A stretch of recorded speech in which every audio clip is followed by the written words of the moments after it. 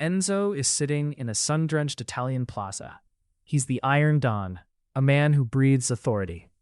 Surrounding him are his three top guys, Carlo, Matteo, and Bruno. They aren't waving weapons. They don't have to. They stand like granite pillars, hands folded in front or at their sides, eyes scanning the crowd with a cold, predatory focus. Anyone with half a brain stays at least 20 feet away. The heavy silence is broken by the light patter-patter of small sneakers on the stone. Before the guards can even process a threat, this tiny 5-year-old girl, in a simple pink dress, zigzags right through them. She ducks under Carlo's massive arm like he's a piece of playground equipment. She isn't scared of the stone-faced killers. She doesn't even see them. She runs straight to the main table, grabs Enzo's expensive, powerful hands with her small, warm ones, and beams at him with total trust. She yells a single word that makes the most dangerous man in the city freeze solid. "Daddy." Everything stops. Carlo and Matteo are mid-step, mouths hanging open, looking at each other in total disbelief. They've seen Enzo face down rival bosses and federal agents without blinking, but right now, the boss looks like he's seen a ghost. He's paralyzed, his eyes wide, his usual iron mask completely shattered. Enzo looks down at the little girl, searching for a trick. But then his eyes lock on a beat-up gold locket hanging from her neck. It's scratched and cheap-looking compared to his silk suit. With fingers that actually tremble, he clicks it open. Inside is a faded, grainy photo of Enzo from 10 years ago. Back before the scars, back when he was just a man in love. Under the photo, a name is etched in the gold. Lucia. He looks back at the girl's bright, excited face and realizes the life he tried to bury just walked right up and grabbed his hand. The air in the Piazza della Signoria usually felt like it belonged to Enzo Marconi, but in a heartbeat, the atmosphere shifted from cold authority to a deafening, paralyzed silence. Carlo and Bruno, men who had spent their lives anticipating the trajectories of bullets and the shadows of assassins, stood like statues caught in mid-motion. Carlo's hand was frozen at his side, his fingers twitching not for a weapon, but out of sheer, unadulterated confusion. Beside him, Bruno's jaw had dropped, his professional mask shattered, as he looked from the small, dusty girl in the pink dress to the man who ruled the city's underworld with a heart of flint. Enzo didn't move. He couldn't. The Iron Dawn felt as though the cobblestones had opened up to swallow him. The warmth of the girl's tiny hands against his palms felt like a brand, a physical heat that bypassed his expensive silk sleeves and seared straight into his blood. He stared into her eyes, bright, wide, and dancing with a terrifying level of trust. They weren't just any eyes. They were a haunting, perfect mirror of a gaze he had tried to drown in whiskey and work for over a decade. The curve of her brow, the stubborn set of her chin, it was Lucia. It was the woman he had walked away from in a rain-slicked alley 10 years ago, to keep her from the very life that now stood surrounding them. "Gianna," the girl whispered, her smile faltering just a fraction as she tilted her head, confused by his silence. "Mommy said you'd be here. She said you were waiting." The name hit Enzo like a physical blow. He felt the phantom weight of a secret he hadn't known he was keeping. Behind him, he heard the sharp intake of breath from Matteo, who had moved up to stand a respectful but wary distance away.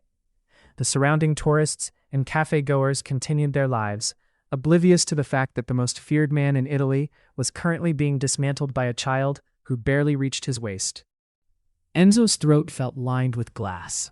He looked at his men who looked to him for every command, every life-or-death decision, and saw them looking back at him with a vulnerability he hadn't seen since they were boys in the slums.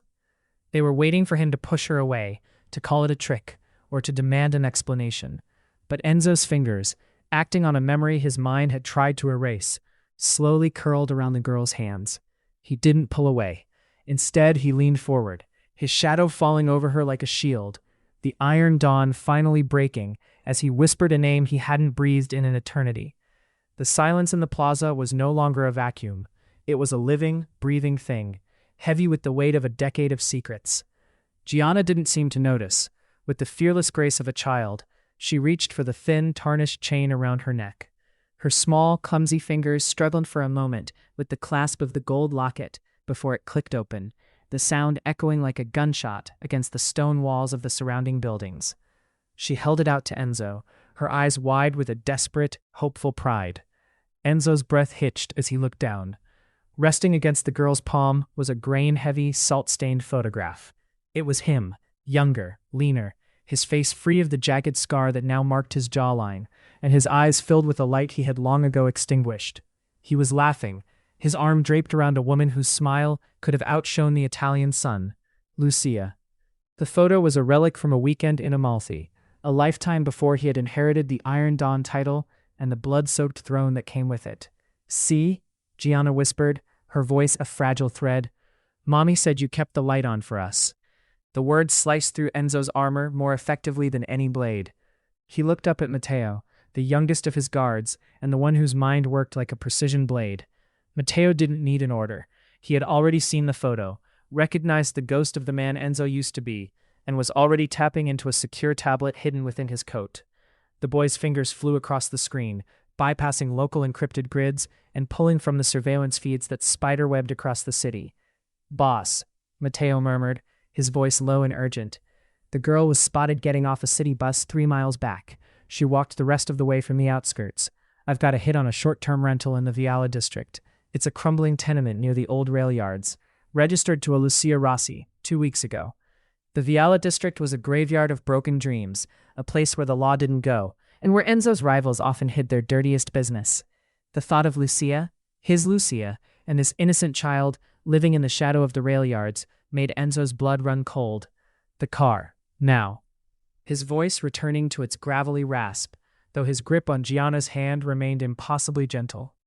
As the black sedan glided to the curb, Carlo and Bruno moved with a new, frantic energy, their eyes no longer just scanning for threats, but shielding the girl. Enzo picked Gianna up, feeling the startling lightness of her small frame, and stepped into the darkness of the back seat. The locket remained open, the ghost of his younger self staring back at him as they sped away from the sunlight of the plaza and toward the decaying ruins where his past was waiting to be reclaimed. The black sedan came to a halt in a narrow alleyway where the smell of damp concrete and rusted iron hung heavy in the air. This wasn't the Italy of postcards. It was a labyrinth of peeling plaster and sagging laundry lines. Enzo stepped out, Gianna's small hand still anchored in his, while Carlo and Bruno fanned out with a silent, practiced efficiency. Their eyes were no longer just cold, they were predatory, sensing the vulnerability of the Iron Dawn in this territory of shadows. They climbed 3 flights of stairs that groaned under the weight of Enzo's polished shoes. At room 3B, the door was slightly ajar, the wood swollen and warped. Enzo pushed it open with a touch so light it was almost a plea. Inside, the room was striped of everything but the essentials: a flickering lamp, a small table with a single bowl of half-eaten porridge, and a narrow cot in the corner. There, silhouetted against the gray light of the window, stood the ghost. Lucia turned, and for a moment, the 10 years between them vanished. She was thinner, her collarbones sharp beneath a faded sweater, and her eyes carried a weariness that looked like it had been carved there by a lifetime of looking over her shoulder. When her gaze fell on Gianna, she let out a broken sob of relief, but when it shifted to Enzo, her face went deathly pale. "You found us," she whispered, her voice a ragged ghost of the melody he used to know. "Why, Lucia?" Enzo's voice was a low growl, thick with a decade of suppressed pain. 10 years. I thought you were gone. I thought you were safe." Lucia stepped forward, her hands trembling as she reached out to brush a stray hair from Gianna's forehead. "I had to stay gone, Enzo. The moment I realized I was carrying your blood, I knew I couldn't bring her into your world. Look at you. Look at the men outside that door." She gestured toward the hallway where the silhouettes of his enforcers loomed. "You are the Marconi curse. Every person you love becomes a target. I wanted her to have a name that didn't taste like gunpowder and ash." She sank onto the edge of the cot, her strength finally failing her. I raised her in the silence because the silence was the only thing that kept her breathing. I told her stories of a man who was a hero, a man from a photo, not the Don who rules the city with an iron fist. But I got sick, Enzo. The money ran out, and the people I was hiding from, they started to close in. Enzo looked around the pathetic, crumbling room, then back at the woman who had sacrificed everything to protect a child from the very shadow he cast. He felt the weight of his empire, the billions, the soldiers, the fear, and realized it was all worthless if it couldn't keep this one room warm. He knelt before her, the Iron Dawn lowering himself to the dusty floor, and placed his hand over hers. "The curse ends today," he promised, his voice like a grinding stone, "because anyone who comes for you now will have to burn through me first." The Marconi estate was a fortress of limestone and iron, but as evening bled into a bruised purple over the Tuscan hills, the air inside felt thin and fragile. Enzo stood by the floor-to-ceiling windows of his study, his eyes tracking Gianna as she chased a butterfly across the manicured lawn. Behind her, always 6 paces back, his hand never straying far from the jacket of his suit. Inside, the silence was broken by the heavy, rhythmic click of heels on the marble floor. Matteo entered, his face unusually pale, his usual confidence replaced by a rigid, professional dread. He carried a small, square box wrapped in plain brown paper, devoid of a return address or a courier's mark. "It was left at the north gate, boss," Matteo murmured, his voice barely a whisper. "The guards didn't see who dropped it. The cameras were looped for exactly 45 seconds. Enzo turned slowly. He didn't need to open it to feel the cold breath of the Russian syndicate on the back of his neck. Viktor Volkov didn't send messages. He sent reminders. With a flick of a silver letter opener, Enzo sliced the tape. Inside, resting on a bed of white silk that looked like a shroud, was a single hand-painted nesting doll, a matryoshka. It was painted with haunting precision to look exactly like the Marconi estate. Enzo lifted the outer shell. Inside was a second doll, painted to look like Lucia, her eyes a flat, lifeless blue. Finally, he reached the smallest doll at the center. It was a tiny wooden figure of a girl in a pink dress. Across the doll's chest, a single word was scorched into the wood in Cyrillic. Princessa. Princess. Underneath the tiny figure lay a single spent shell casing, a .338 Lapua, the preferred round of Volkov's long-range executioners. The room seemed to grow colder. Enzo's jaw tightened until the bone felt ready to snap. Viktor wasn't just declaring war. He was admitting he had been watching them in the Viale district. He had watched Enzo kneel. He had watched the Iron Dawn show mercy, and he saw it as a target. "Matteo," Enzo said, his voice a low, vibrating growl that sounded like a predator cornered in the dark. "Double the perimeter. Get the armored transports ready. If a bird flies over this estate without a Marconi clearance, I want it shot out of the sky." He looked back out the window. Gianna had stopped running and was waving at him, her small face pressed against the glass, her smile wide and innocent. Enzo raised a hand to wave back, but his fingers were curled into a fist. The Russian shadow had finally touched his doorstep, and the Iron Dawn realized that to save the girl, he would have to become the monster Lucia had tried so hard to hide. The heavy oak doors of the study felt like the entrance to a world Enzo didn't understand. Outside, the estate was a beehive of tension, with Carlo and Matteo coordinating silent, grim-faced security details. But inside the sunlit morning room, the air smelled of lavender and crayons. Enzo stood in the doorway, his silk tie loosened for the first time in years, watching Gianna sit cross-legged on a Persian rug that cost more than a villa in the hills. She was surrounded by a chaotic spread of plastic teacups and a stuffed bear with a missing ear. "You're late for the party, Daddy," Gianna said, not looking up from her task of pouring imaginary liquid into a floral cup. Enzo hesitated, his polished shoes clicking awkwardly on the hardwood. He was a man who negotiated with prime ministers and broke syndicates, yet the sight of a miniature plastic chair made his throat go dry. He lowered himself to the floor, his joints protesting the unaccustomed movement, his large frame looking absurdly out of place amidst the toys. He picked up a tiny teapot, holding it between his thumb and forefinger as if it were a live grenade. I am not sure what the protocol is here," he murmured, his voice still carrying the gravelly edge of the underworld. Gianna giggled, a sound so bright it seemed to startle the shadows in the corners of the room. "There's no proc call, silly. You just have to be the king.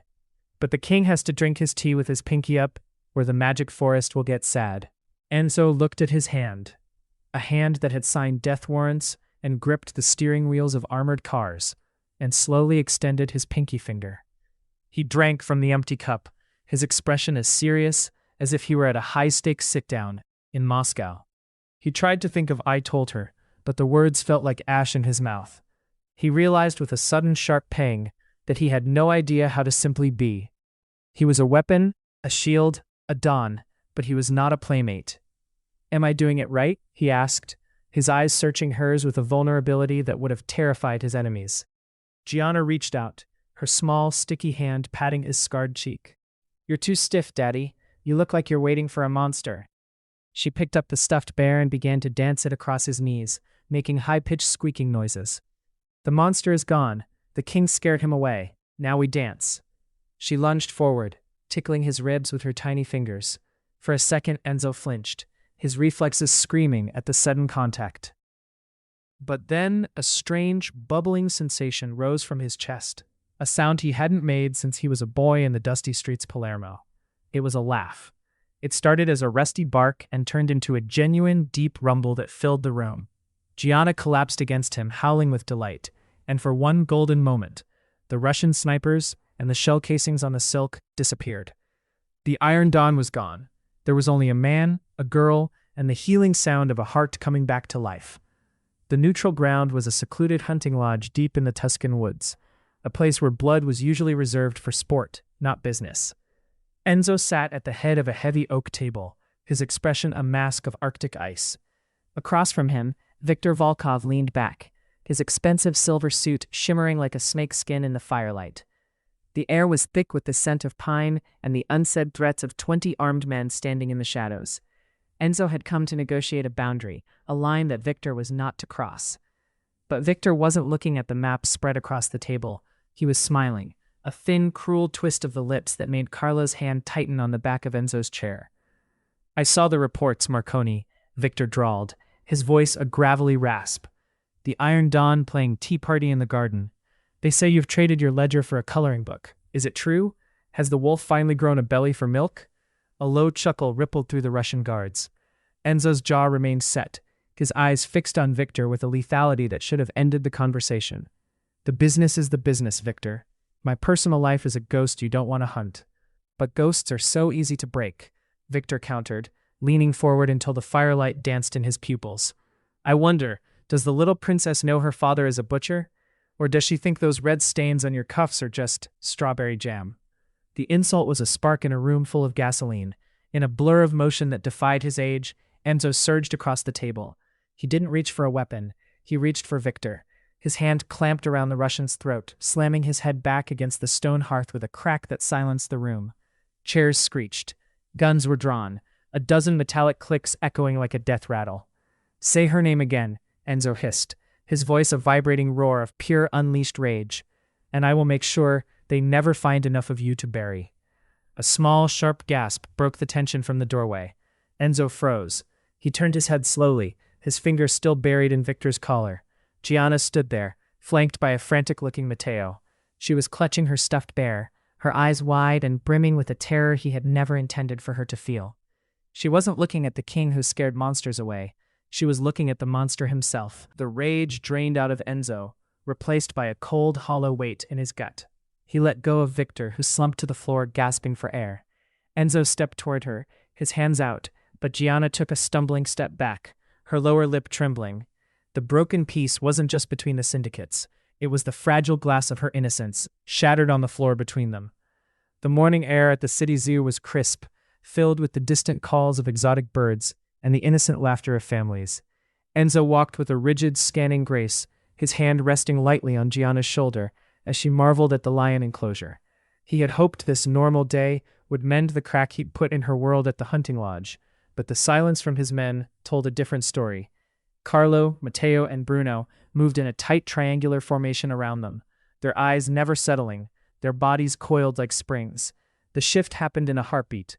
The cheerful music near the carousel didn't stop, but the birds suddenly took flight in a frantic cloud. Matteo's hand went to his earpiece, his face turning to stone. Contact, 6 o'clock. Multiple shooters in the foliage. "Get her to the stone pavilion," Enzo barked, his voice cutting through the ambient noise like a whip. Before Gianna could even ask why they were running, the first crack of a high-caliber rifle splintered the wooden railing inches from her head. Screams erupted as the crowd scattered in a blind panic. Enzo scooped Gianna up, tucking her head against his chest so she wouldn't see the blood, and lunged behind the thick granite pillars of the leopard exhibit's viewing area. "Spartan protocol," Carlo roared.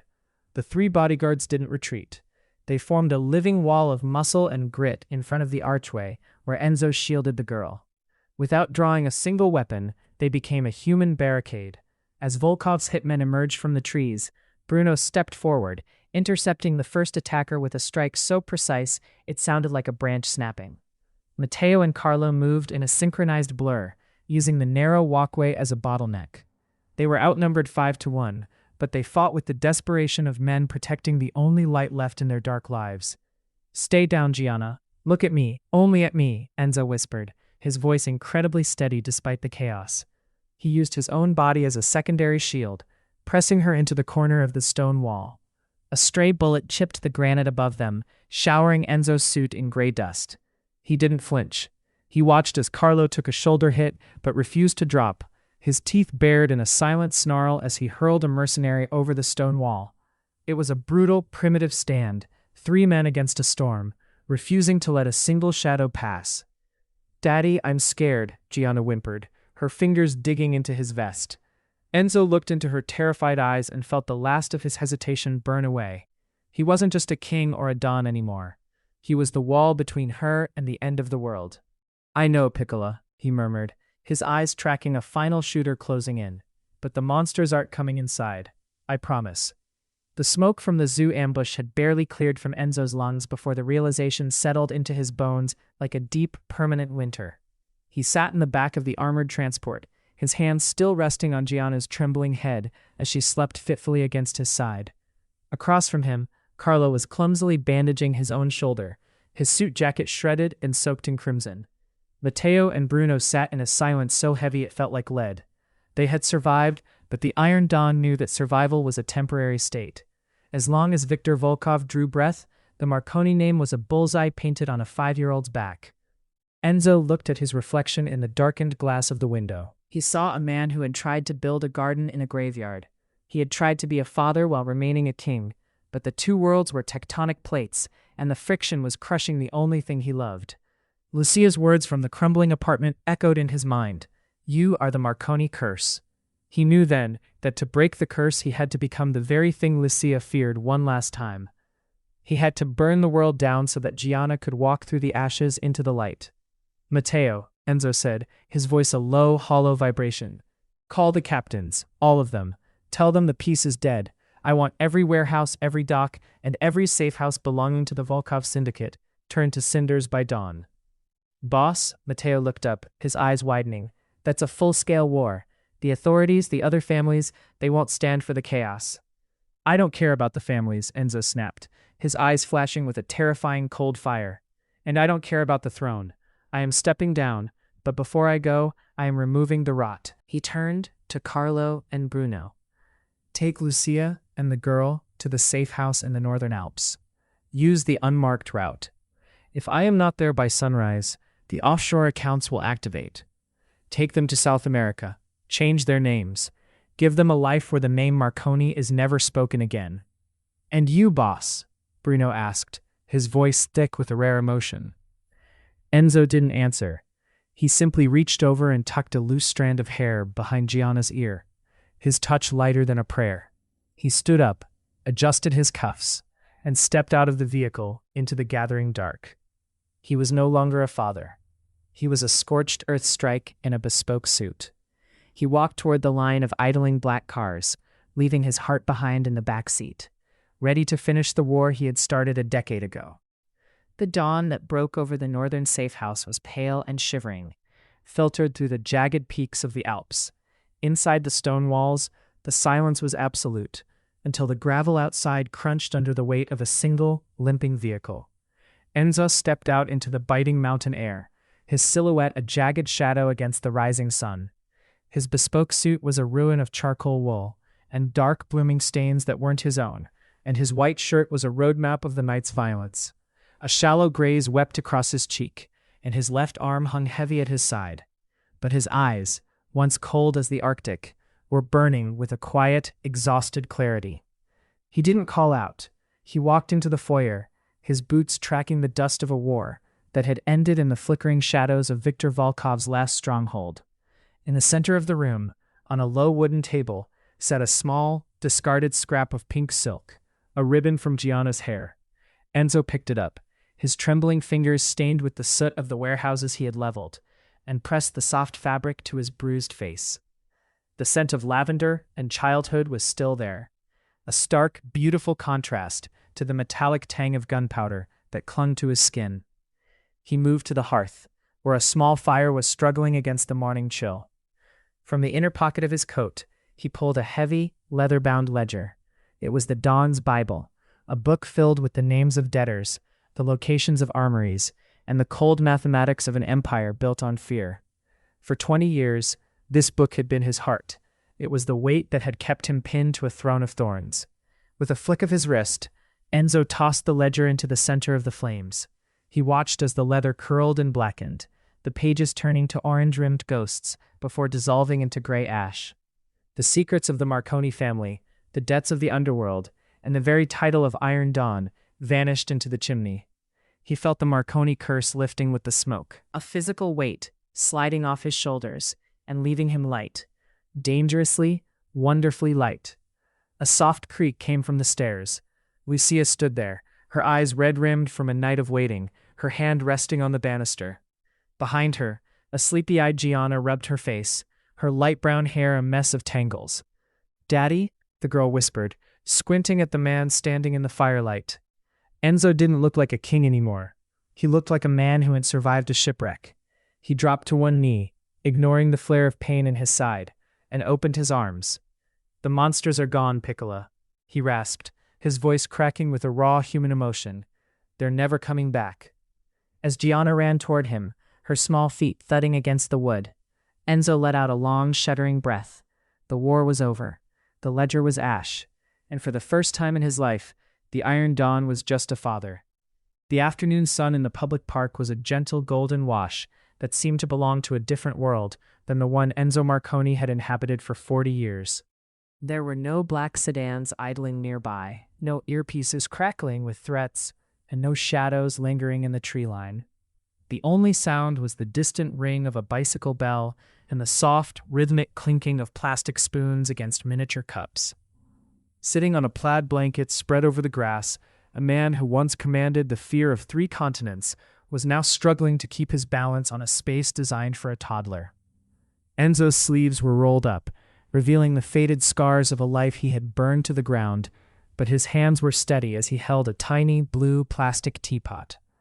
Perched precariously atop his dark, silver-streaked hair was a glittery gold toy crown, slightly tilted to the left. "More tea, Your Majesty?" Enzo asked, his voice, once a gravelly roar that made grown men tremble, now a soft, playful rumble. Gianna, her hair a wild halo of curls and her face smudged with the remains of a chocolate biscuit, nodded with the gravity of a true queen. "Yes, King Daddy, but you have to eat the invisible cake first. It's the law." Enzo didn't hesitate. He took a theatrical bite of the empty air, his expression one of pure, unadulterated delight.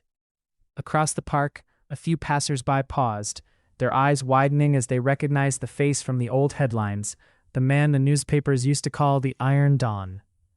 They looked for the guards, the weapons, and the aura of menace, but they found only a father being lectured by a 5-year-old on the proper way to host a forest banquet.